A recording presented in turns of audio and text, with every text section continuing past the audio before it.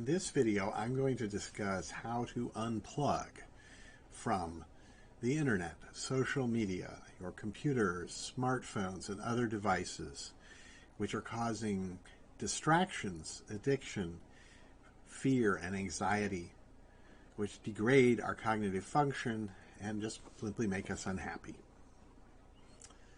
First, let me say a little bit about why. I hope that maybe you already have made up your mind that you need to scale back, if not fully unplug from these sources. But why? We have amazing technologies today, amazing communication technologies, unprecedented in human history. We have extremely large, high-quality video displays. They have contrast ratios, brightness, and just physical size, unlike anything we've ever had before. The audio quality is also very, very good. It's usually stereo now. It sounds three-dimensional. Some of it is surround sound. This is true not only of desktop computers, but increasingly laptops. The audio and video quality of smartphone screens and headsets is phenomenal. It's far superior to audio and video available 20, 30 years ago, even 10 years ago, even a year ago. These are being combined with extremely sophisticated computer graphics, computer-generated imagery, which can be completely indistinguishable at present from normal, natural imagery, and a variety of editing techniques that can be done on a scale and to a degree that was never possible before, very quickly. This has led to the term by media scholars, hyper-reality, something that seems more real than real. It can draw us in, and it often does. And the purpose of drawing us in is very frequently to get our eyeballs, to get advertising dollars, to persuade us to buy things. Products and services, some are fairly obvious, to buy medical products, pharmaceuticals, vaccines, more computer equipment, computer games, cars. Some of the things that are being sold to us through politics or other things, it's hard to even determine what is being sold. Advertising funds, most of the major centers, Google, Facebook, Twitter, that an awful lot of people are relying on. And what do these suppliers do? What do these companies do? They try to push our emotional buttons to make us angry, afraid, to hate other people. That's how they get us hooked. That's how they keep us looking at the screen. And that is how they sell things. And we can't even be sure what they're trying to sell in some cases. And they have at their disposal powerful artificial intelligence algorithms with large data sets. They know a lot about us and more every day. What our hot buttons are, what to do to push our emotional buttons to get us to do what they want. Now, if we were thinking clearly, that probably wouldn't be such a big deal. However, the content that they're pushing at us isn't designed to make us think clearly. It's designed to make us angry, upset, afraid, outraged, to be overcome by emotions, to have instinctive fight or flight responses. This is very unhealthy and dangerous. It's almost certainly contributing to many problems and conflict and strife in the world today. It is far beyond the yellow journalism that led the world, that played a major role in leading the world into the First World War, one of the worst wars in human history, in which hatred and fear of other countries and other peoples was escalated to an astonishing level, and powerful emotions invoked by, in fact, completely false propaganda in a number of cases, atrocity stories that were completely untrue. So this is why we should unplug. We need to get our clear heads back, to get away from these strong emotions, to think clearly and deeply about complex economic, social, political issues, about cultural issues, many different subjects. We aren't thinking clearly about them. We are being pulled into an emotional whirlwind. And this isn't just happening by accident. It's being done by Facebook, by Google, by many other companies to make money, to sell something.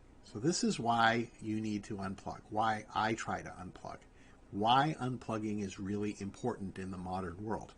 We need to get our heads back in a sane, rational, calm place where we can think critically and carefully about what we're doing and what other people are doing.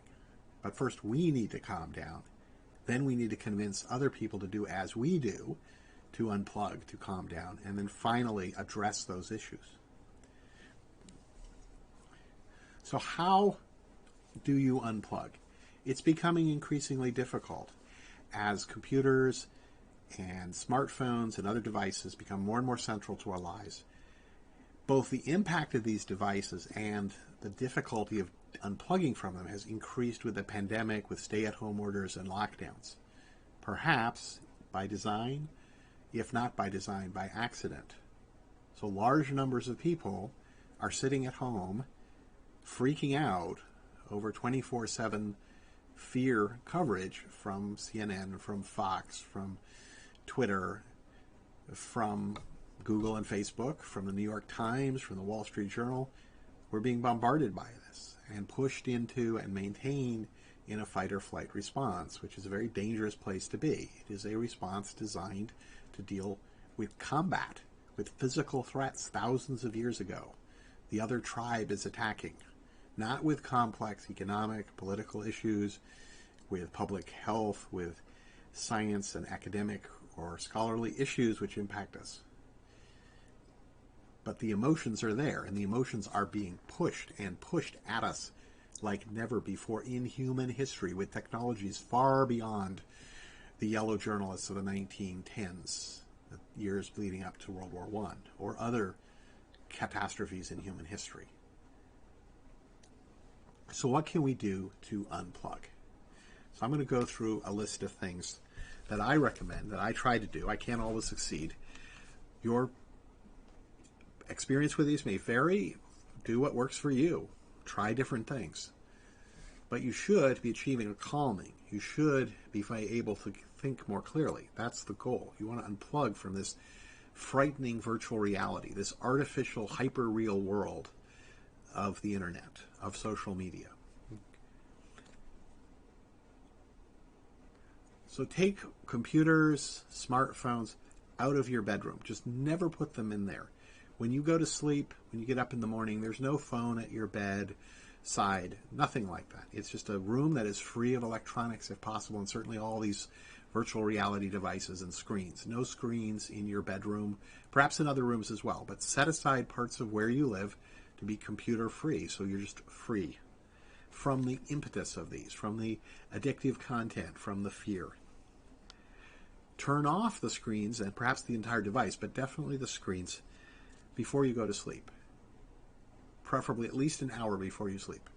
So you have an entire hour to relax, to get all of the computer interruptions, the notifications, the crisis headlines, the video panic, all of that completely out of your head.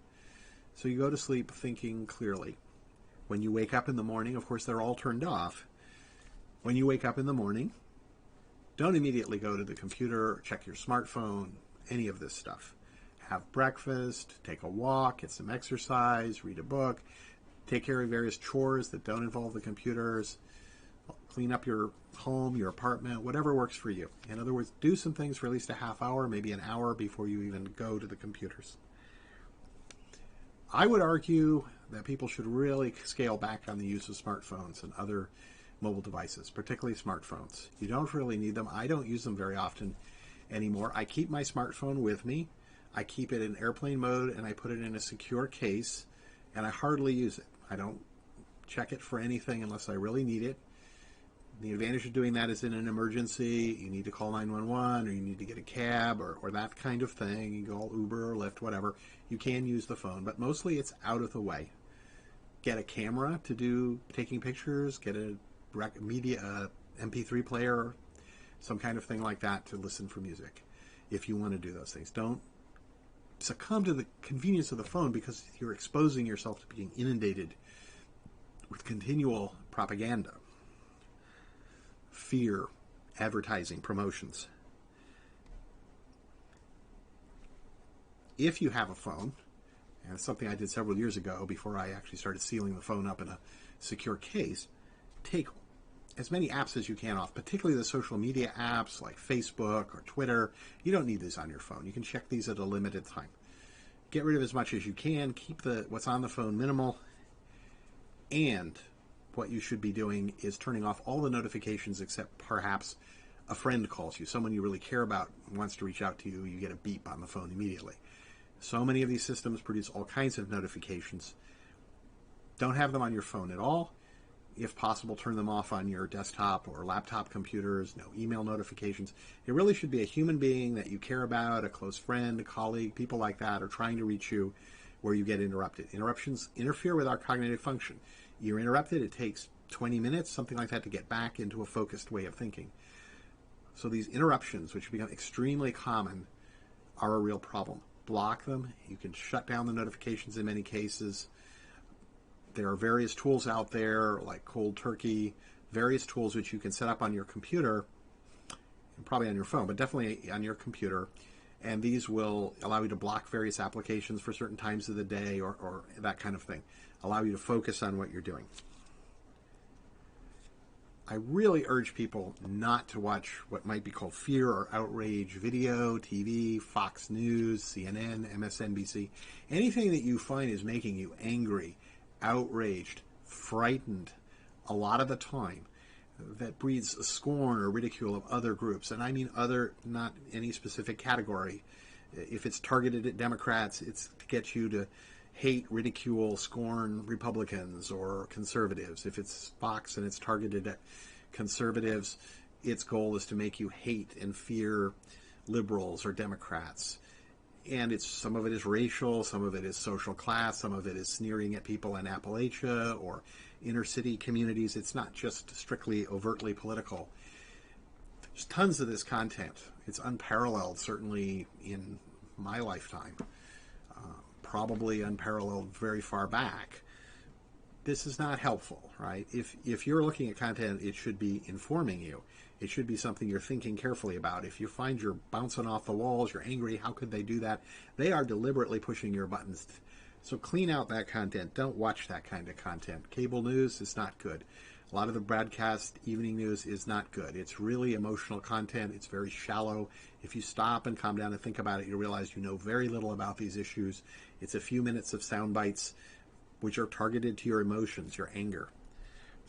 So don't watch this kind of stuff. Focus on substantive content that's not promoting outrage or hatred or fear.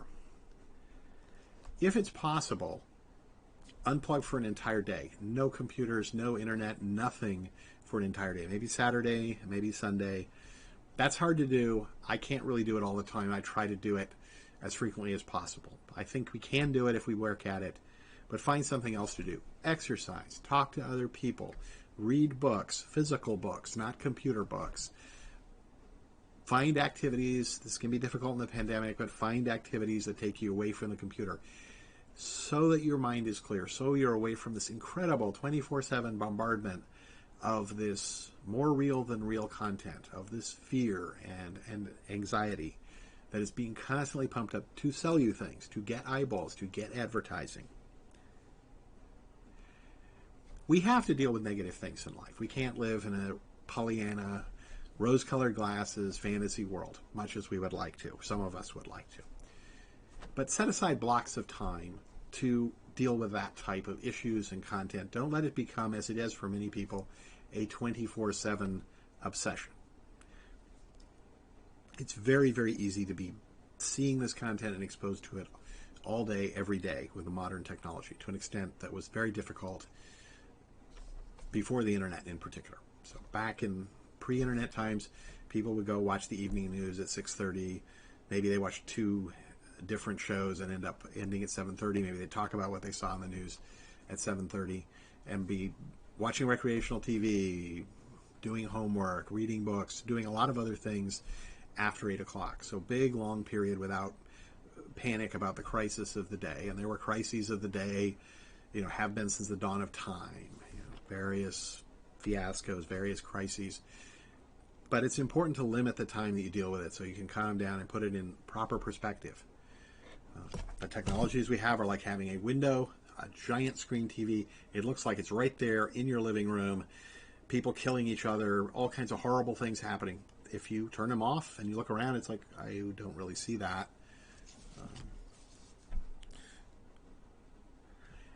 I think it's also important, I would argue, diversify your sources of information and shift away from information which is being controlled through these sophisticated algorithms, which is Google, which is Facebook, Twitter. They are collecting a lot of information and they're optimizing the content for two goals. One is to just get your eyeballs, to get advertising, but also to influence you to buy whatever the advertisers, and you may not even realize there's an advertiser involved, selling to you. And they can do this. They pick what turns up in the search results for search engines. They pick what shows up in your feed for social media accounts like Facebook.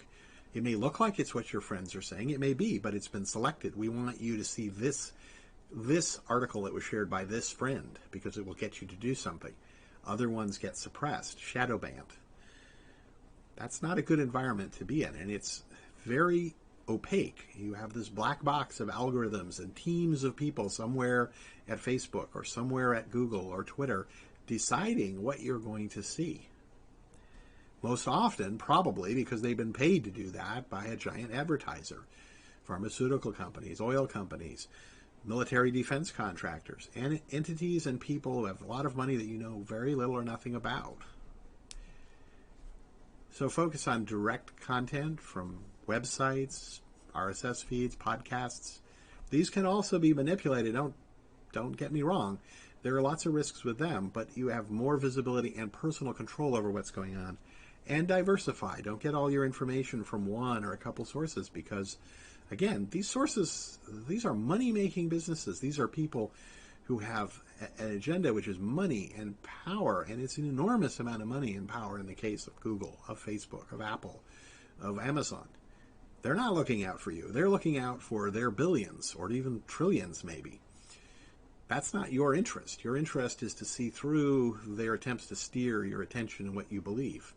And they know an enormous amount about us now compared to any group in the past, to any of the yellow journalists, to any of the media empires of even a few decades ago.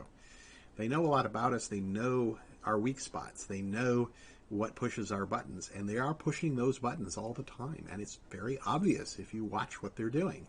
They're very obviously picking highly emotional content that gets you into that angry fight or flight response where you're not thinking clearly.